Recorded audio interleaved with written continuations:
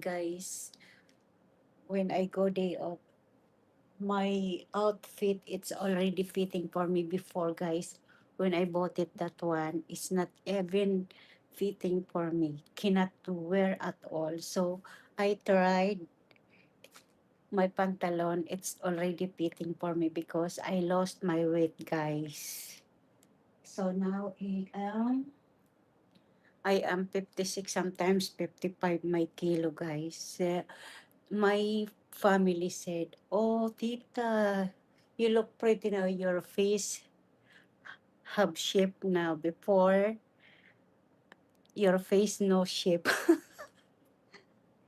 And your face now is clean, tita." I said, "Thank you." And they asked me, "What are you eating? Why you became thin?"